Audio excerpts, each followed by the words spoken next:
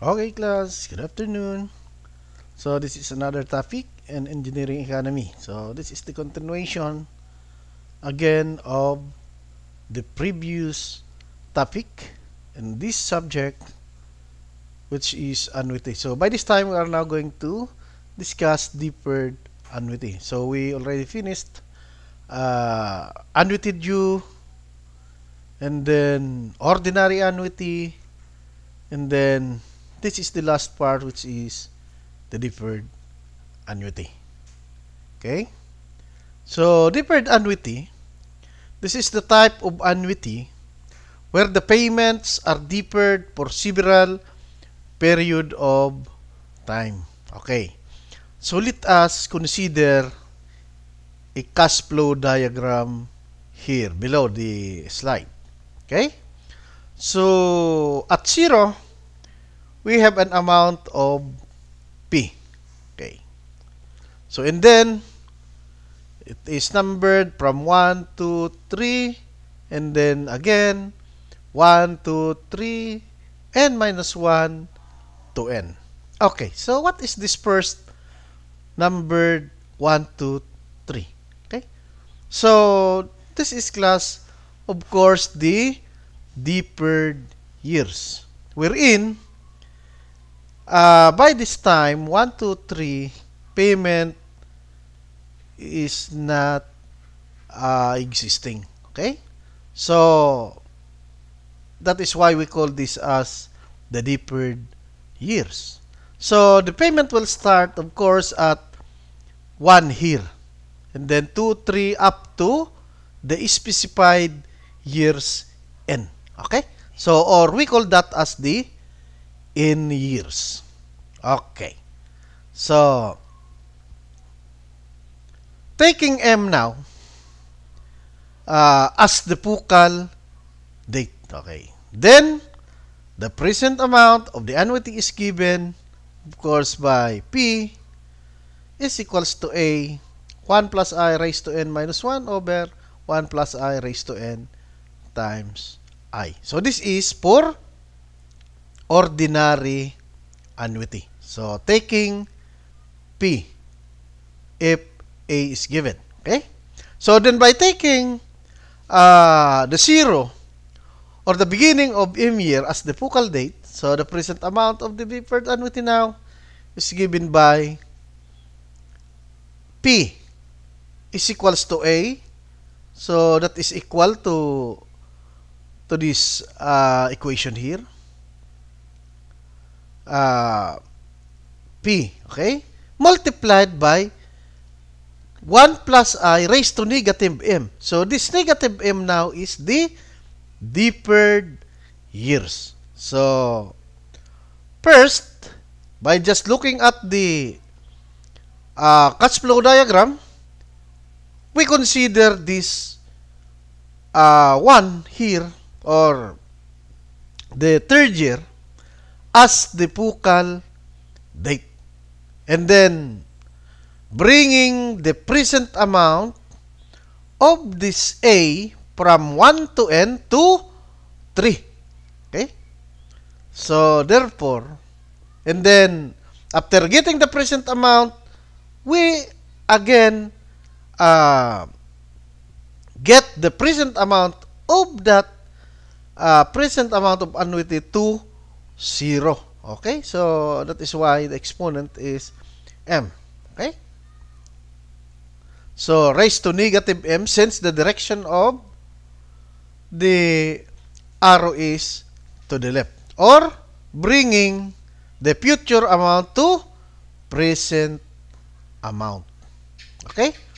So, the derivation is very clear. So, let us now consider the example. Okay? A man loan 187,400 from a bank with interest at 5% compounded annually. He agrees to pay his obligation by paying 8 equal annual payments, the first being due at the end of 10 years. Okay? So, find the annual payments. Okay? So, solution.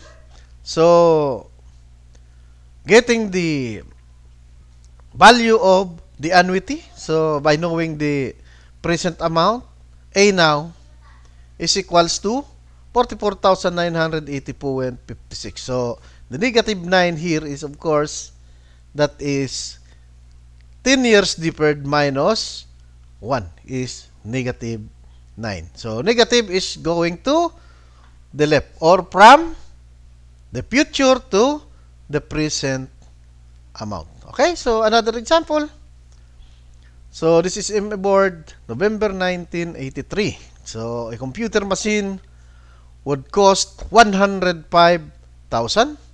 If not purchased, can just be leased for 30,000 per annum, payable at the end of each year throughout its economic life of 5 years. So no scrap value is expected at the end of this period. Cost of the capital is 10% and applicable income tax rate is 40%. The present value of the ordinary annuity of 1 per 5 periods at 10% is 3.791. Should the machine be purchased or leased? Showing computation to support your answer. Okay? So again, taking the value of P, so knowing the amount of 105,000, so P now, substituting values. So this is for ordinary annuity. So P is equals to 30,000. So this is the rentals. So multiplied by 1 plus 0.1 raised to 5 minus 1, 0.1, and the value of P is 113,730. Okay. So cost of buying equals to the cost. Okay. So equals to 105,000. Taxes is 0.4 times 105,000 equals to 42. So the total is 147,000. Okay, which is greater than 113,700. Therefore, it is more advisable to rent a computer. So this is not supposed to be an example of deferred annuity. But anyway, so this is example, okay, of annuity.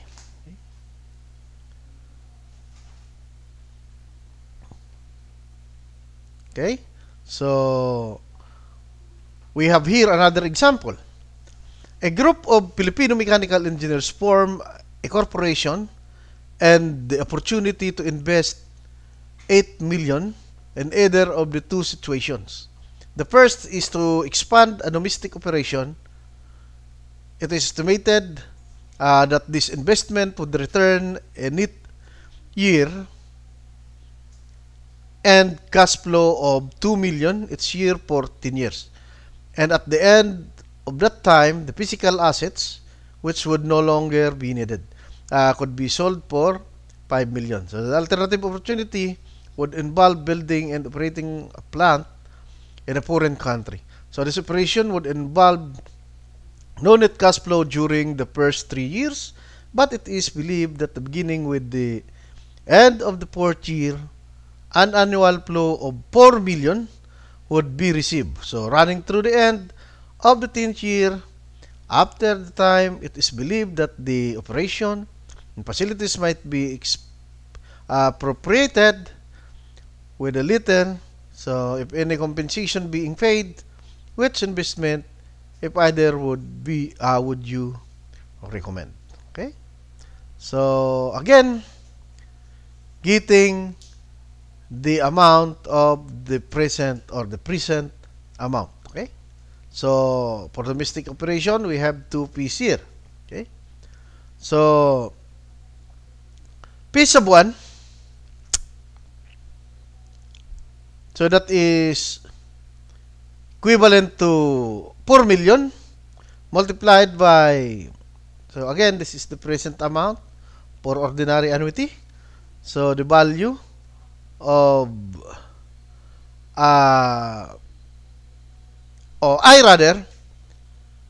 the value of I is 20.8%. Okay, so we're in from the previous one, The value of I is 23.9%. Okay? So this is quite complicated. So therefore, domestic operation is advisable. Take note that for domestic operation, I is 20.8%. Thank you very much.